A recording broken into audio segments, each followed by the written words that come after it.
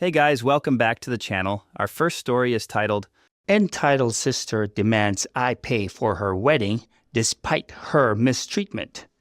I never thought I would be writing about my own family drama, but here I am. It has been a wild ride and I'm still processing everything that has happened. I guess I should start at the beginning so you can understand how things got so messed up.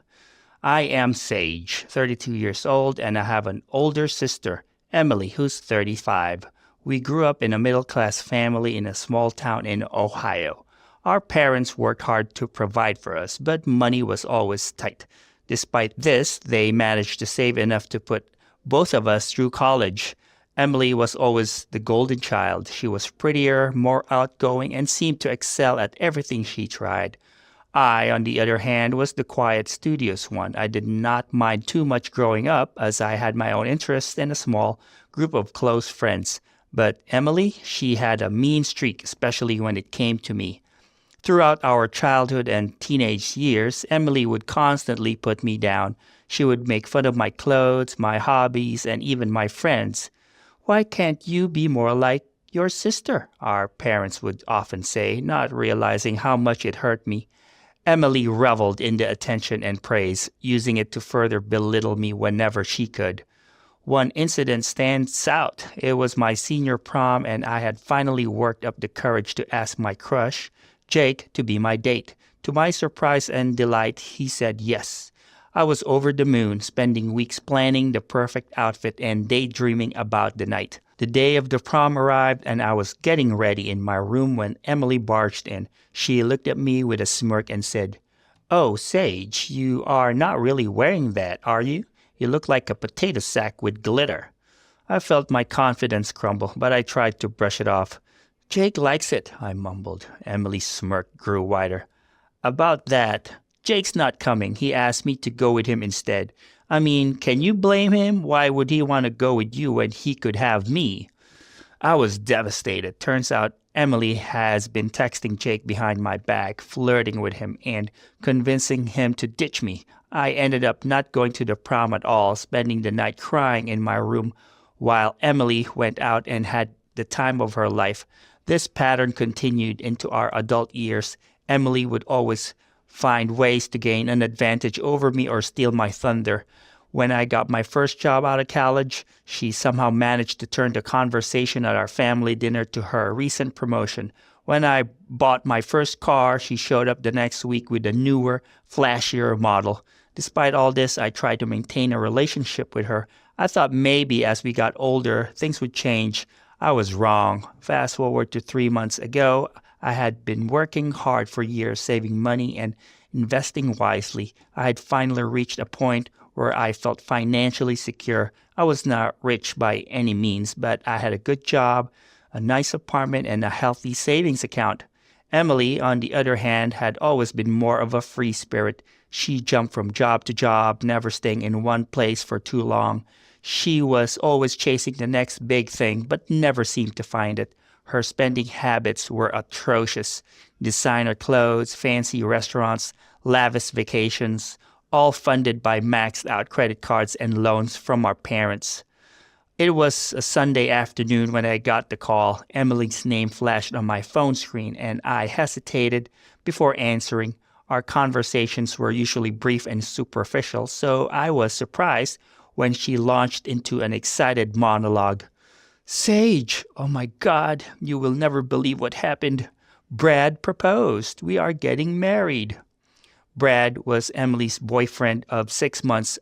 I had met him once at a family barbecue. He seemed nice enough, if a bit overwhelmed by Emily's personality. "That's great, Emily. Congratulations," I said, trying to inject some enthusiasm into my voice. "I know, right? It is going to be amazing. I have already started planning everything, the venue, the dress, the flowers. It is going to be the wedding of the century." I listened as she rattled off her plans, each one more extravagant than the last. A destination wedding in the Maldives, a designer dress flown in from Paris, rare orchids for the centerpieces. My head was spinning just thinking about the cost. "Wow, Emily, that sounds expensive. Are you sure you can afford all that?" I asked cautiously. There was a pause on the other end of the line. Then Emily's voice came back, dripping with sweetness. Well, actually, that's kind of why I'm calling. You see, Brad and we are a bit short on cash right now, and I know you have been doing so well with your job and all. I felt a knot form in my stomach. I knew where this was going. Emily, are you asking me to pay for your wedding? Not at all, she said quickly. Just most of it. Come on, Sage, you're my sister. Don't you want me to have the perfect day? I was stunned. After years of mistreatment, of being put down and belittled, she had the audacity to ask me for this. I do not know, Emily. That is a lot of money. I need some time to think about it. Emily's voice instantly turned cold. What's there to think about? You have the money, I need it. That is what family is for, right? God, Sage, you've always been so selfish. I felt a familiar surge of hurt and anger. Selfish? Me? Emily, do you even hear yourself? Whatever, she snapped. Just let me know when you're done being a bitch and ready to help your sister. I need an answer by the end of the week. With that, she hung up, leaving me staring at my phone in disbelief. The next few days were a whirlwind of emotions. Part of me wanted to just give in to pay for the wedding and avoid the drama. But a larger part, a part that had been silenced for so long, was screaming in protest. I decided to talk to our parents about it. Surely they would see how unreasonable Emily was being. I invited them over for dinner, and after we had eaten, I broached the subject. Mom, Dad, Emily called me the other day. She's getting married. My mom's face lit up. Oh, how wonderful. Brad is such a nice young man. I nodded, pushing my food around my plate. Yeah, it's great, but she is asking me to pay for most of the wedding. A very expensive wedding. My dad frowned. Pay for it? Why can't she pay for it herself? I shrugged. She says she's short on cash, but the wedding she is planning, it is insane. A destination wedding, designer everything. It would cost a fortune. My mom reached out and patted my hand. Well, sweetie, if you can help, you should. Emily's your sister, and you know how important this day is for the bride.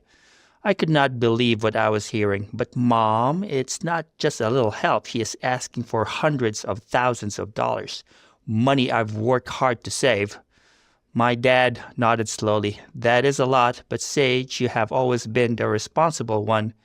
Emily, well, she's Emily. If you can help make her dream come true, isn't that worth it? I felt like I was going crazy. How could they not see how unfair this was? What about all the times Emily has treated me badly? I asked, my voice rising. The constant put-downs, the bullying, stealing my prom date. Does none of that matter? My mom looked uncomfortable. Oh, honey, which was all in the past. Sisters fight. It is normal. Emily loves you, I'm sure. I stood up, my chair scraping loudly against the floor. No, Mom, this is not normal.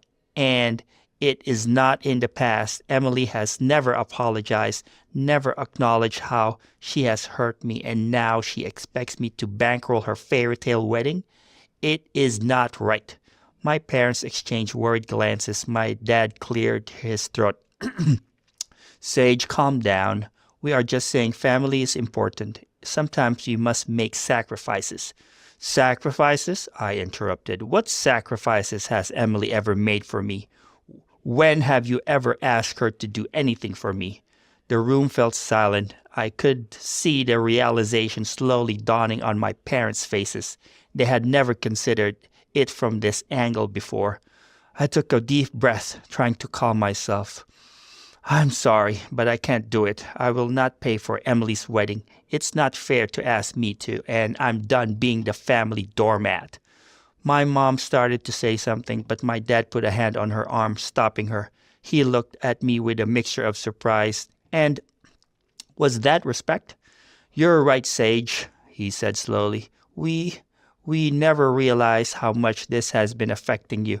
I'm sorry we didn't see it sooner. My mom nodded, tears in her eyes. Oh, sweetie, we never meant to make you feel this way. Of course you do not have to pay for the wedding. It was wrong of Emily to ask and wrong of us to expect it. I felt a weight lift off my shoulders. For the first time in years, I felt truly heard by my parents. The next day, I called Emily. I was nervous, but I knew I had to stand my ground. Hey, Emily, I've thought about what you asked, and the answer is no. I won't be paying for your wedding.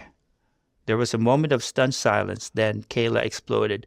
What do you mean, no, you selfish bitch? After everything I have done for you?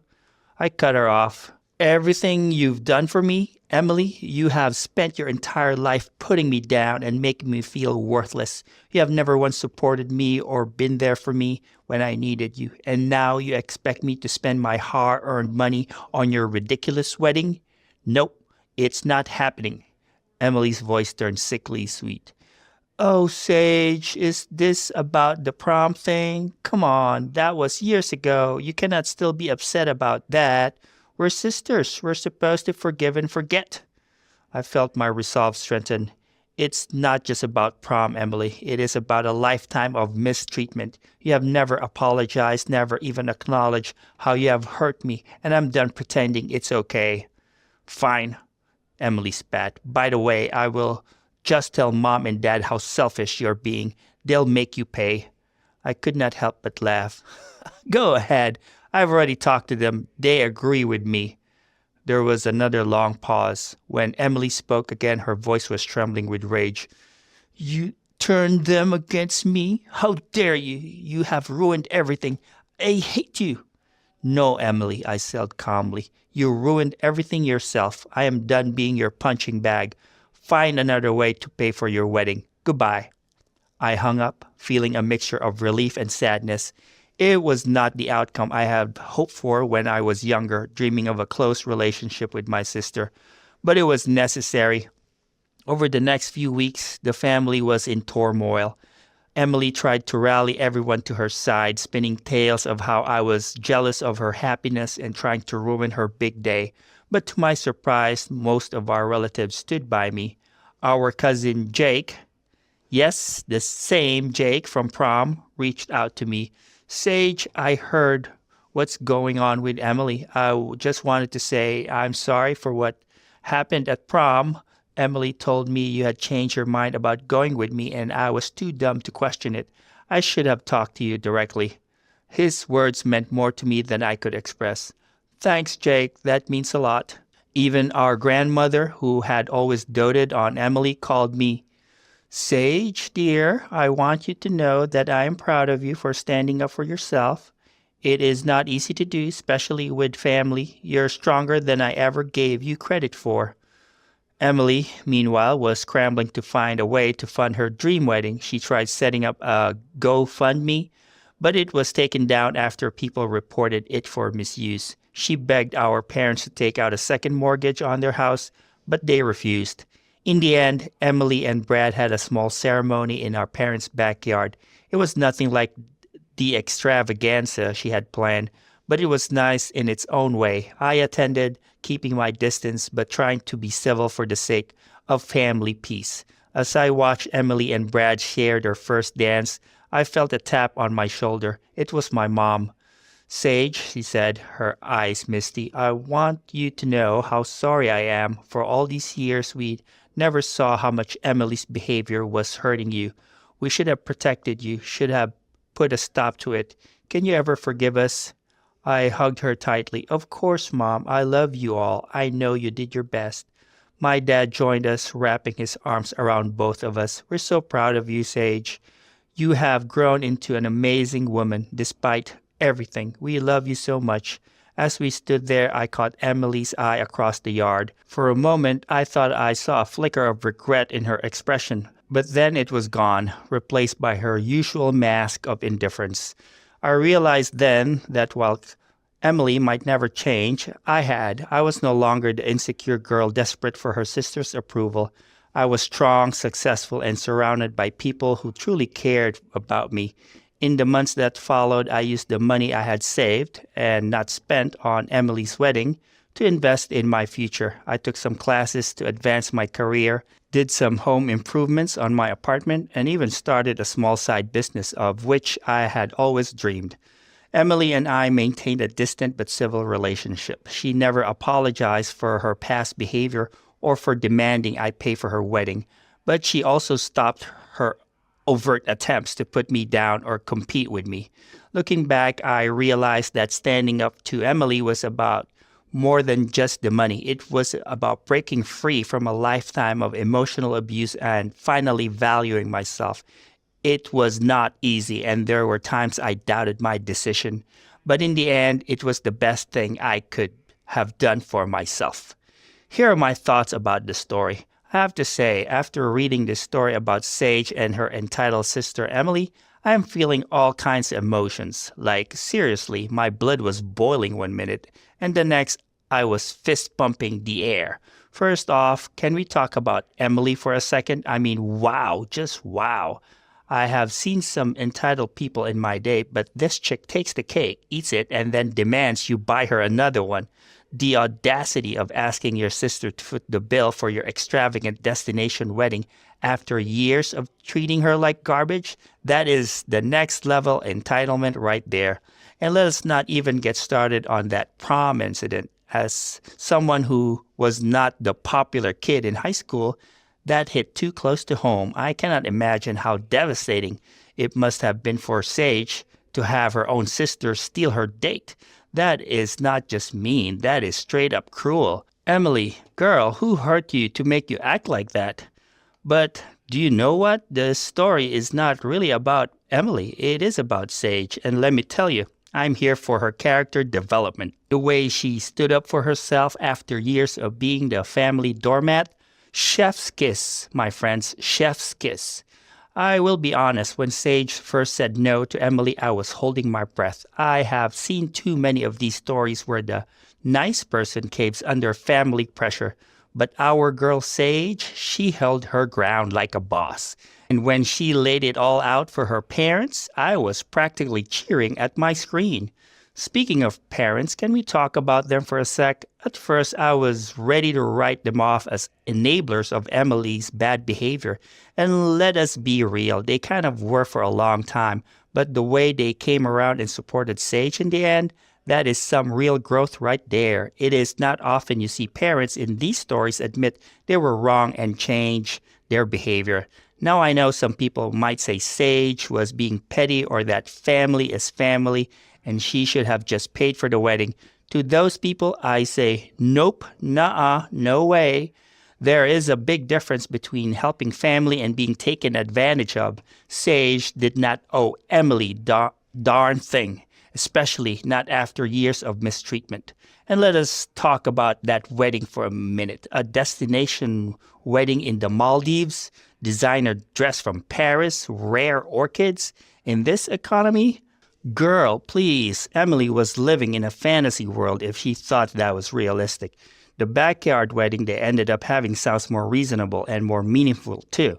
Do you know what really got me though? That moment at the wedding when Sage caught Emily's eye and thought she saw a flicker of regret. Part of me hopes that was real, that Emily had a moment of realization about how she had treated her sister. But then again, people like Emily rarely change. Still, it is nice to think there might have been a tiny bit of remorse there. I have to say, my favorite part of this whole story was seeing how Sage grew and thrived after standing up for herself, taking classes, improving her apartment, starting a side business. That is the kind of glow up I love to see. It just goes to show that sometimes saying no to toxic people opens so many yeses in your own life. Now I know we are still sitting here feeling good about Sage's victory, but let us keep it real for a second. Cutting off toxic family members, even partially, is never easy. There's always that voice in the back of your head saying, but they're family. It takes a lot of courage to stand up for yourself the way Sage did. And let us not forget, this kind of family drama does not just go away overnight. I can imagine there were some awkward family gatherings after all of this went down. But you know what? Sometimes you just must go through that awkwardness to get a healthier place. I think the real takeaway from this story is not just about standing up to entitled siblings or saying no to unreasonable demands. It is about recognizing your own worth and not letting anyone, family or not, make you feel less than. It is about setting boundaries and sticking to them even when it is hard. Sage's story is a reminder that we teach people how to treat us. For years, she let Emily walk all over her, and Emily took full advantage of that. But the moment Sage said, "Enough is enough," everything's changed. Not just with Emily, but with her parents, her extended family, and most importantly, with herself. You know, reading stories like this always makes me reflect on my own life and relationships. It is easy to point fingers at the world, but the truth is we have all been the Emilys at some point. Maybe not to that extreme, but we have all taken someone for granted or acted entitled. This story is a good kick in the pants to check ourselves and make sure we are treating the people in our lives with respect. And now, guys, we will move on to the second story of the video. Please like the video if you have enjoyed it so far. The story starts like this. Husband's affair partner tries to ruin my life, but karma strikes back. My life was turned upside down in ways I never could have imagined, all because of my husband's affair and the chaos that followed. But in the end, justice prevailed in the most unexpected way. Let me start from the beginning. My name is Sarah and I have been married to Tom for 12 years. We have two beautiful children, Emma, who is 10, and Jack, who's 8. I thought we had a happy life together. Tom worked as a software engineer while I ran a small bakery from home. We had our ups and downs like any couple, but I truly believe we were solid. That all changed about 6 months ago when I started noticing some odd behavior from Tom. He was working late more often, being secretive with his phone, and just seemed distant. At first, I chalked it up to stress from work, but then one day, I saw a text pop up on his phone while he was in the shower. It was from someone named Lisa, and it said, "Can't wait to see you later, babe. Miss you already." My heart sank. I confronted Tom as soon as he got out of the shower, and after some initial denials, he broke down and admitted he had been having an affair with a coworker named Lisa for the past 3 months. I was devastated. We talked for hours, and Tom swore he would end things with Lisa immediately and that he wanted to work on our marriage. Against my better judgment, I agreed to try. For a few weeks, things were improving. Tom was attentive, came home on time, and we even started marriage counseling. But then strange things started happening. I began getting threatening phone calls from a woman who would not identify herself. She would say things like, "Stay away from Tom, he's mine now," or "You'd better watch your back, bitch." I told Tom about the calls, and he seemed genuinely shocked. He swore he had ended things with Lisa and had no idea.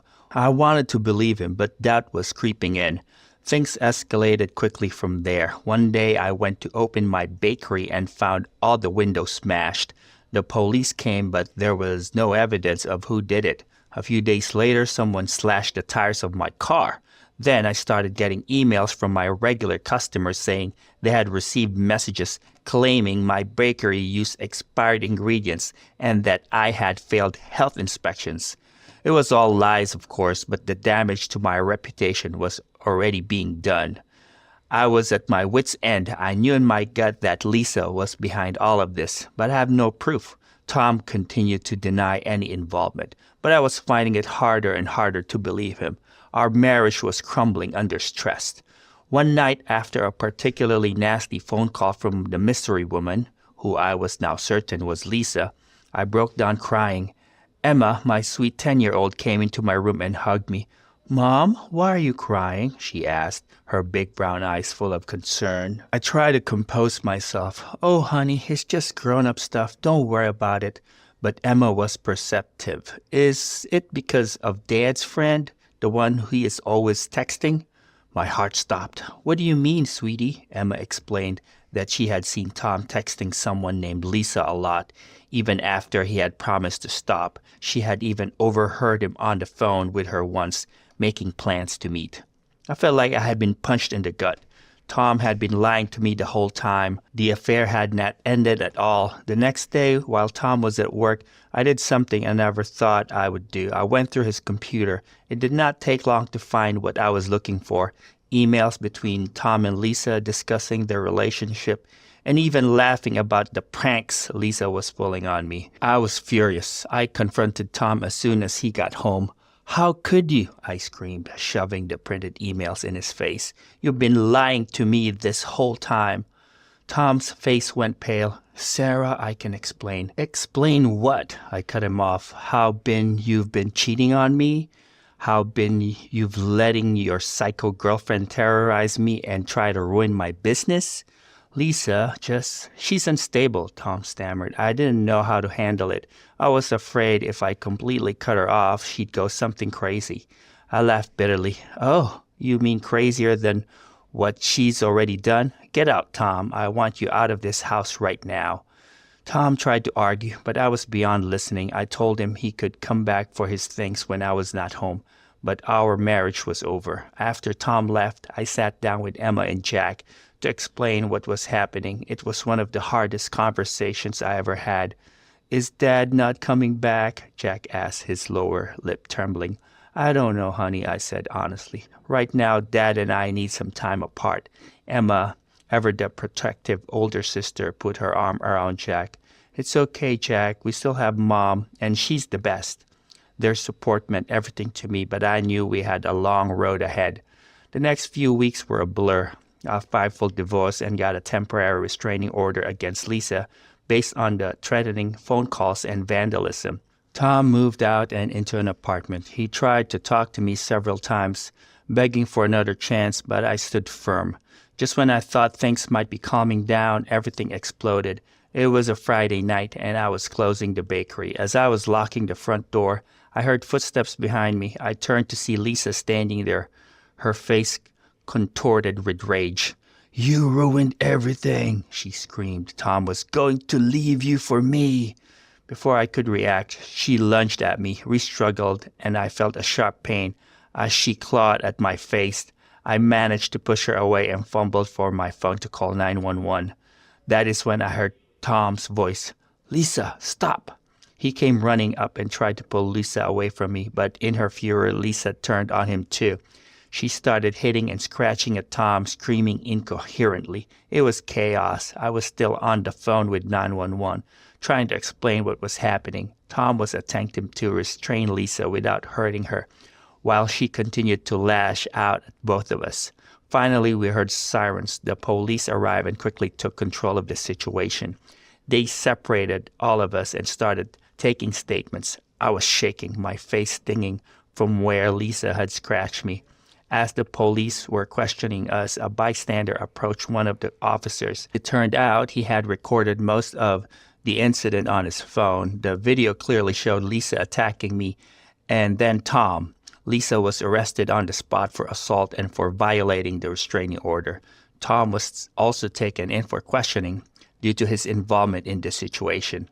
I went to the hospital to get checked out. Thankfully, my injuries were minor, just some scratches and bruises. But the emotional toll was enormous. As I sat in the emergency room, I could not help but think about how my life had become something out of a trashy daytime TV show. The next few days were a whirlwind of police statements, meetings with my lawyer, and trying to keep things as normal as possible for Emma and Jack. Tom was released after questioning, but Lisa remained in custody. A week later, I received a call from the detective handling the case. They had searched Lisa's apartment and found a veritable treasure trove of evidence. There were detailed plans of how she intended to harass me, fake social media accounts she had created to spread lies about my business, and even a diary where she wrote about her obsession with Tom and her hatred for me. The detective explained that they were charging Lisa with stalking, harassment, vandalism, and assault. Given the mountain of evidence against her, it was likely she would be facing significant jail time. As for Tom, while he was not directly involved in Lisa's crimes, the investigation had uncovered some unsavory details. It turned out that he had been embezzling money from his company to fund his lavish dates with Lisa.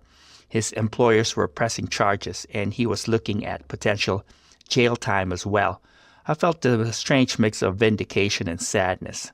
On the one hand, I was relieved that Lisa would be facing consequences for her action and that the truth about Tom had come out. On the other hand, it was heartbreaking to see the father of my children facing criminal charges. The legal proceedings dragged on for months. I testified against Lisa, recounting all the ways she had terrorized me. It was difficult to relive those experiences, but I knew it was necessary to ensure she could not hurt anyone else like this again. Tom's trial came next. Despite the temptation to try and protect him for the sake of our children, I knew I had to tell the truth. I testified about the affair, the lies, and how his actions had enabled Lisa's behavior. In the end, Lisa was sentenced to 5 years in prison for her crimes. Tom received a 3-year sentence for embezzlement. It was a bittersweet victory. Justice had been served, but at what cost? Telling Emma and Jack that their father was going to prison was one of the hardest things I had ever had to do. We sat them down in the living room, their little faces full of confusion and worry. "Kids," I started, my voice shaking slightly, "you know that Dad did some bad things, right?" They nodded solemnly. "Well, when grown-ups do bad things, sometimes they have to face consequences. Dad is going to have to go away for a while." "Go away where?" Jas asked, his lower lip trembling. I took a deep breath. "To prison, honey. Dad broke some laws, and now he has to pay for that." Emma, always the more mature one, asked, "For how long?" 3 years, I replied softly.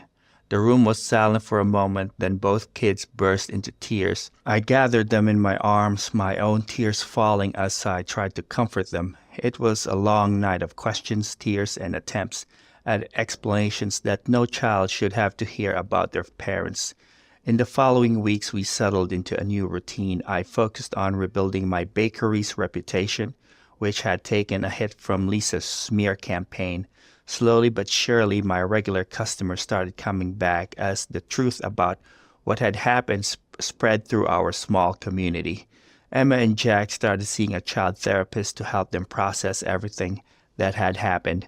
It was hard seeing them struggle with the absence of their father and the knowledge of what he had done, but I was proud of how resilient they were. As for me, I threw myself into being the best single mom I could be. It was not easy juggling the bakery and the kids on my own, but I was determined to make it work. I also started seeing a therapist to work through my own issues from the whole ordeal. About 6 months after Tom went to prison, I received a letter from him. He wrote about how sorry he was for everything he had done, how he was taking classes in prison to better himself, and how he hoped that one day we could at least be on speaking terms for the sake of the kids. I did not respond immediately. I needed time to process my feelings. Part of me was still angry at Tom for the pain he had caused our family, but another part of me recognized that holding on to that anger was not healthy for anyone, especially our children. After much thought and discussion with my therapist, I decided to write back. I made it clear that while I appreciated his apology, I could not forget what he had done. However, I agreed that for Emma and Jack's sake, we needed to find a way to communicate civilly. Over time, we established a cautious correspondence. Tom would write letters to the kids, which I would read first to make sure they were appropriate. He never asked for forgiveness or tried to downplay his actions, which I appreciated. As the months turned into years, I found myself slowly healing. The bakery was thriving again, and I had even started dating a kind man named David who understood my complicated situation and was patient with my trust issues. Emma and Jack were doing better too. They still missed their dad, but they were adjusting to our new normal. We visited Tom in prison a few times a year, which was always emotional but seemed to help the kids process everything. Before I knew it, it was time for Tom's release. The kids were excited but nervous. I had mixed feelings myself. Tom had served his time, but could he really have changed? The day of his release, I took the kids to pick him up. As we waited outside the prison gates, I felt a knot in my stomach. Then I saw him walk out, looking older and thinner than I remembered. Emma and Jack ran to him, and he hugged them tightly, tears in his eyes. When he looked up at me, I saw genuine remorse on his face. "Sarah," he said softly, "thank you for bringing them, and I'm so sorry for everything." I nodded, not trusting myself to speak. We had a long road ahead, figuring out co-parenting and establishing boundaries. But for the first time in years, I felt hopeful about the future. As we drove home, the kids chattering excitedly in the back seat with Tom, I reflected on the crazy journey of the past few years. My life had been turned upside down by betrayal and malice, but I had come out stronger on the other side. Lisa was still in prison, her attempts to ruin my life having backfired spectacularly. Tom had served his time and seemed genuinely remorseful. And me, I had rebuilt my life, my business, and my self-esteem.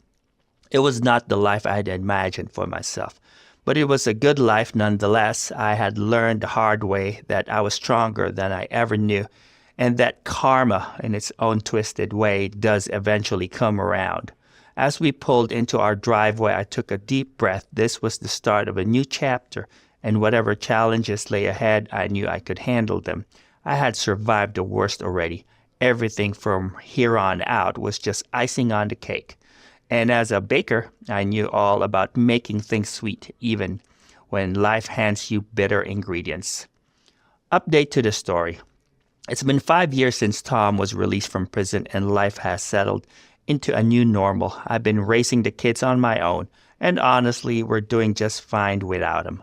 After everything he put me through, the affair, the lies, the way he enabled Lisa's behavior, I decided I was better off without him in my life. I made it clear to him when he got out that I wanted no contact and that he'd have to go through the courts if he wanted to see the kids.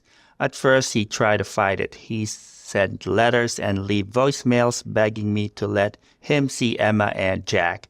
But I stood my ground. I didn't trust him anymore, and I wasn't about to let him waltz back into our lives like nothing had happened. The bakery is thriving. I've poured my heart and soul into it, and it shows.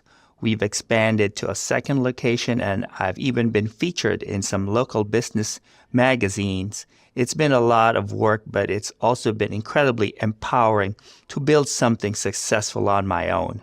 I've also found love again. David, a regular customer at the bakery, started asking me out about a year after the whole mess with Tom and Lisa. At first, I was hesitant. I had a lot of trust issues after what I'd been through. But David was patient and understanding. He never pushed, just made it clear that he was there for me when I was ready. Slowly but surely, I let him into my life, and I'm so glad I did. He's been an incredible partner and an amazing father figure to the kids. We're talking about getting married, but we're taking our time. I'm in no rush. One day I get a call from the detective who handled Lisa's case. She tells me that Lisa is being released from prison early. The news doesn't faze me like I thought it would. I've come too far to let Lisa have any power over me anymore.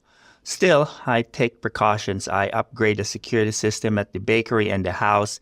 I also make sure the restraining order against Lisa is still ironclad. But beyond that, I don't give her much thought. She's a part of my past, and that's where she's going to stay. Tom, on the other hand, doesn't seem to want to stay in the past. A few weeks after Lisa's release, he shows up at the bakery asking to talk. I coolly tell him that unless it's about the kids, we have nothing to discuss.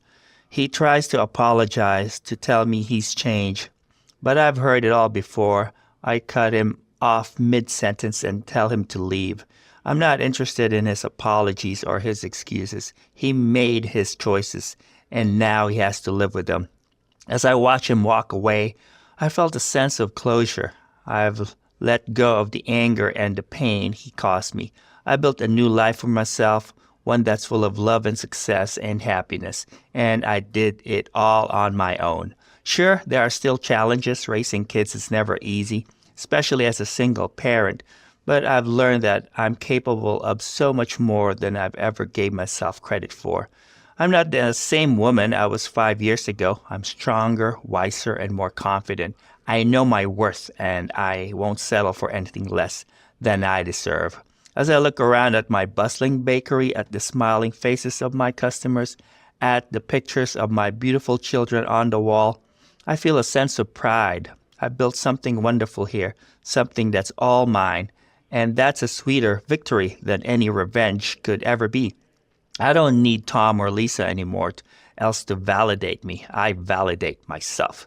I am a survivor, I am a fighter, and I'm doing just fine on my own. My thoughts about the story. I've never been through anything quite as dramatic as what Sarah experienced, but I have had my fair share of relationship troubles. My best friend, let's call her Emily, went through a pretty rough patch with her ex a few years back. Emily and her boyfriend John had been together for about 3 years when she started noticing some red flags. He'd become really controlling and possessive, always wanting to know where she was and who she was with. At first, she brushed it off as him just being a bit overprotective, but it quickly escalated. He started showing up at her work unannounced, accusing her of cheating on him. With her male coworkers, he'd go through her phone when she wasn't looking, and if she confronted him about it, he'd flip out and turn it around on her, saying she must have something to hide if she didn't want him looking. It all came to a head one night when she came home late from a work event. John was waiting for her, and he'd worked himself up into a rage. He started screaming at her, calling her all sorts of horrible names. Emily tried to calm him down, but he wasn't having it. He ended up grabbing her by the arm so hard it left bruises. That was the final straw for Emily. She ended things with John the next day. But it wasn't easy. He'd show up at her place begging her to take him back, promising he'd change. When that didn't work, he started sending her threatening texts, saying he'd ruin her life if she didn't get back together with him. Emily was terrified, but she knew she couldn't go back to him. She got a restraining order and started going to therapy to work through the trauma of the relationship. It was a long, hard road, but she came out the other side stronger than ever. Reading Sarah's story, I couldn't help but think of Emily and how proud I am of her for getting out of that toxic situation. It's never easy to leave an abusive relationship, especially when you're invested so much time and love into it. But Sarah's story also reminded me of the importance of self-love and self-respect. Sarah could have easily taken Tom back when he got out of prison, but she knew she deserved better.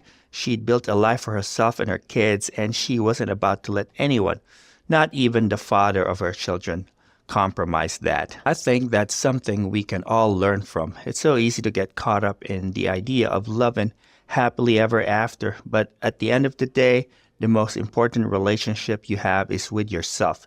If you don't love and respect yourself, how can you expect anyone else to? Anyways, guys, I hope you enjoyed the video. Please like and subscribe, and I'll see you again tomorrow.